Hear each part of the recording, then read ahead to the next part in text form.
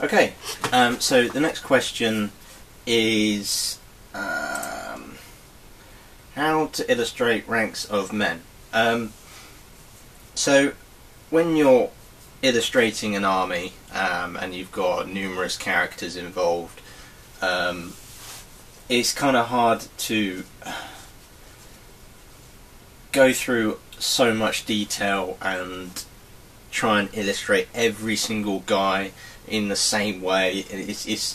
I can imagine it's quite hard, but there are certain techniques I use to get by this.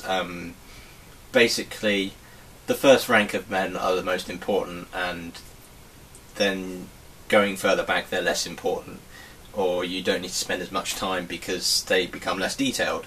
The first few men are more important because the human eye will transfer the same details along to the next person, say in the far distance, and almost assume that they look very similar. Even to the point of a silhouette, you'll recognise that that guy is pretty much the same as the guy in the foreground.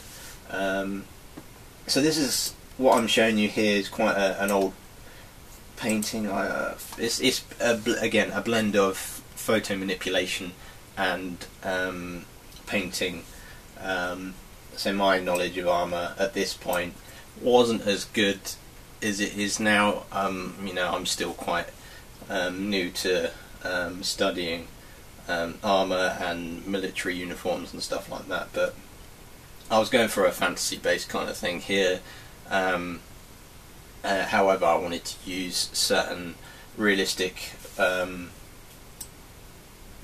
of uniforms. I was going for a kind of like a mid 17th century, so that's the English Civil War period. However, I wanted to change certain bits, so these guys are wearing Burgonets helmets and Mauryan helmets, kind of that era, which is probably about 100 years before that, before the 17th century. So, going back to the same question, consider the first rank of men the most important. However, as you go back, you don't need to spend as much time. You can sometimes copy and paste. I've done a lot of copy and pasting of men. I reckon some of these guys in the background here are probably a copy of another person. And you can also use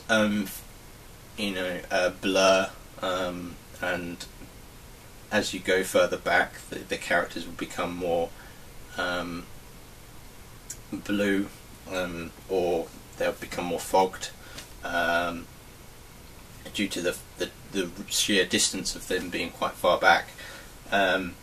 Yeah, fog and blur will help a lot. And don't get too bogged down on the details. That's it really. What else do I need to say? I think that's about it, so I'll move on to the next question.